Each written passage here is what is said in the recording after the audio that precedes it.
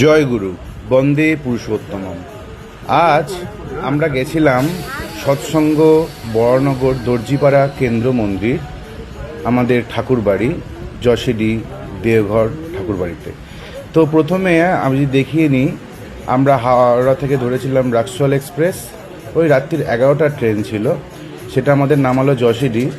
তখন 4:30 বাজে প্রায়। তারপর এসে আমরা রেস্ট নিচ্ছি, সবাই কম বেশি স্টেশনে ছড়িয়ে ছিটিয়ে রয়েছি, সবাই দেখতেই পেলেন। তো তখন ঘড়িতে দেখতেই পাচ্ছেন 4:38। আমরা তার কিছুক্ষণ আগেই এসে পৌঁছেছি। এসে সবাই স্টেশনে একটু জিরোলাম। এবার আস্তে আস্তে আমরা স্টেশন ছাড়ছি।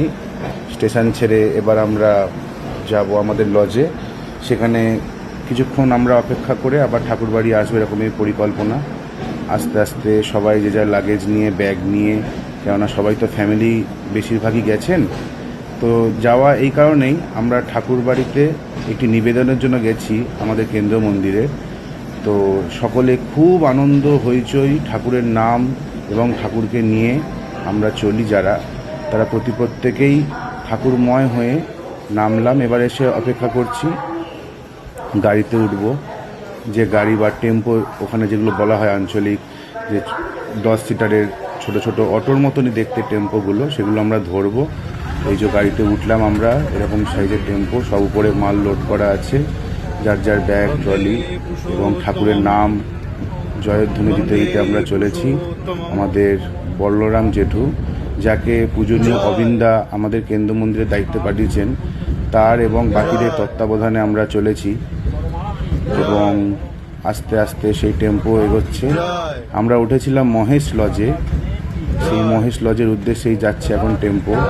তার আগে ঠাকুরের নাম এবং ধ্বনি চলছে, এবং পেছনেও দেখতে পাচ্ছেন আরেকটা টেম্পো, এবং আগেও একটা টেম্পো ছিল। টোটাল 3টে টেম্পো লেগেছে আমাদের প্রত্যেকের জন্য। গেছিলাম প্রায় 26-27 জনের মতন, তাই 3টে গাড়ি তো লাগবেই।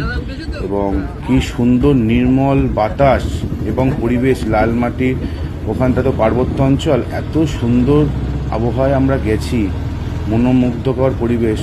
অবশ্য ঠাকুরময় যে অঞ্চল, যে এলাকা, তাছাড়াও দেওঘর পূর্বেও বা বহুভাবে ওখানকার আবহাওয়ার জন্য, ঠিক আছে, আমার যেটা মনে হয়েছে বা আমরা সবাই জানি। আস্তে আস্তে আমরা চলেছি টেম্পো করে। এবার টেম্পো থেকে নেমে আমরা মহেশ লজের উদ্দেশ্যে যাব। তো তার আগে ঠাকুরবাড়ি পড়েছে, সেগুলো সবটা তো ভিডিওতে আনতে পারিনি, ভিডিও যতটা সম্ভব হয়েছে করেছি। এবার এই যে এখানে দেখতে পাচ্ছেন, আমরা ঠাকুরবাড়িতে সকালের প্রার্থনার জন্য যাচ্ছি। আগে আগে রয়েছে শুভজিৎদা। তা মাঝখানে কিছুটা করিনি ভিডিও, সেগুলো বলে রাখি। আমরা লজে এসে ওঠার পর সমস্ত ফ্রেশ হয়েছি, এবং এটা হচ্ছে আপনাকে দেখাচ্ছি আমরা যেদিনকে এসেছি তার পরের দিনে সকালের প্রার্থনা। তার আগেও সন্ধেবেলার প্রার্থনা করেছি, আচার্যদেব এসেছিলেন সেখানে। প্রার্থনার পর তার যে বাণী পাঠ এবং নানা আরও যে গান হয়, সেগুলো সমস্ত হওয়ার পর ঠাকুরবাড়িতে আরেকটা জিনিস দেখলাম, যে ধ্যান বা নামের সময় একটি বহু পরিচিত পুরনো মনমোহিনী মায়ের ঠাকুরের একটি উদ্ভাবন ছিল সেটা। তো মায়ের জন্য ঠাকুর সেটা আর মানে রয়ে গেছে, মায়ের নিষেধ তো আর নয়, সাথে মায়ের যেহেতু আগ্রহ ছিল, তাই এখনও তারা খোল কীর্তন করে হরে কৃষ্ণ হরে রাম, সেই নাম কীর্তন এখনও আসে ধ্যানের মাঝখানে, এবং সেটা চলে। এবং তারপরে বাকি যা যা আনুষঙ্গিক ঠাকুরের বই পাঠ এবং বাকি, এই যে আমরা ঠাকুরবাড়ির উদ্দেশ্যে এখন ঢুকছি, এবং এখন সকালের প্রার্থনা হবে। সকালের প্রার্থনার জন্য আগে শুভজিৎদা আছে, বাকিরাও আগে পরে এসছে, সবাই এসে যোগদান করেছে। এটা হচ্ছে সকালের প্রার্থনা। এই প্রার্থনা করে আমরা এবার বেরিয়ে এই যে আনন্দবাজার, এই আনন্দবাজারের এটা হচ্ছে মাঠ দেখলেন। এরপর এই পুরো আঙ্গনটা এবং এই পুরো যে বিল্ডিং আনন্দবাজারের আমাদের ঠাকুরের, এখানে বিরাট বড় কর্মযজ্ঞ, এবং এত দারুণ আমরা ওয়েদার গেছি এবং পেয়েছি, ঠিক আছে। বাকিরা এখানে সবাই ছড়িয়ে ছিটিয়ে বসে, ঠিক আছে। তার আগে আমরা আচার্যদেবের দর্শন লাভ করেছি, পূজনীয় বিঙ্কিদাও এসেছেন, এবং ঠাকুরবাড়িতে যে উদ্দেশ্যে আমরা গেছি সেই সংক্রান্ত কিছু কাজকর্ম হয়েছে। এবং আমরা এবার যাব আস্তে আস্তে সবাই মিলে প্রসাদের জন্য, ঠাকুরের প্রসাদ পাওয়ার জন্য। এখানে সবাই মিলে আস্তে আস্তে আমরা সেদিকে এগোচ্ছি ঠাকুরের প্রসাদ পাবো বলে। ঠিক আছে, এই হচ্ছে আমাদের শুভজিৎ দা। এবার বাকিরা আমরা যাচ্ছি প্রসাদ পাওয়ার জন্য আনন্দবাজার বিল্ডিংয়ে। এত বড় বিল্ডিং, এত বড় কর্মকাণ্ড ঠাকুরের, তার সাক্ষী হতে পেরে জীবন ধন্য। আমি তো রীতিমতো আপ্লুত। কোটি কোটি প্রণাম ঠাকুরকে, তার এত বড় কর্মকাণ্ড। এই যে আনন্দবাজারে আসার পর আমরা প্রসাদ পাচ্ছি। এখানে অমলেশ জেঠু আর অমলেশ জেঠুর ওয়াইফ এবং আমি বসেছি, বাকিরাও আছে এদিক ওদিক ছড়িয়ে ছিটিয়ে। এই যে ঠাকুরের প্রসাদ, মহাপ্রসাদ আমরা সকলে মিলে গ্রহণ করছি। জয় গুরু, বন্দে পুরুষোত্তম। ঠাকুরের চরণে প্রণাম জানিয়ে প্রসাদ আমরা গ্রহণ করছি। এই যে প্রসাদ গ্রহণ করে আমরা বেরোলাম। বেরোনোর পর ঠাকুর বাড়ির আনন্দবাজারের যে মাঠ, সেখানে একটি ঘোড়া দেখতে পেলাম দাঁড়িয়ে আছে। সে কি সুন্দর ঘাস খেয়ে যাচ্ছে তার মতো করে। তো কিছুটা ভিডিও করে রাখলাম তারও। এবং দেখুন অনেকে যাচ্ছে, খেয়ে বেরোলো। এই যে ঠাকুরবাড়ি, ঠাকুরবাড়িতে এইটা যেই সময় আমি তুলেছি, এটা হচ্ছে জামতলা অঙ্গন। জামতলা যেখানে ঠাকুর বসতেন, তার আড্ডা বলুন বা গল্পর জন্য তার শিষ্য পারিষদদের, সেখানে তার এটা ঠিক পেছনেই। এখানে বড় বড় কিছু গাছ আছে এবং যে গাছের মধ্যে সেগুলো মেনশন করা আছে কি গাছ, এবং সেখানে কিউআর দেওয়া আছে, সেখানে আরও বৃত্তান্ত পেয়ে যাওয়া যাবে। সেখান থেকে আমরা, এটা হচ্ছে বাবা বৈদ্যনাথ ধাম। বাবা বৈদ্যনাথ ধামে সকালেই ঘুরে নিয়েছি, সেটা এবার দেখাচ্ছি আপনাদের। বিরাট ভিড় হয়েছিল বাবা ধামে সেদিনকে, প্রচুর ভিড়, প্রচুর।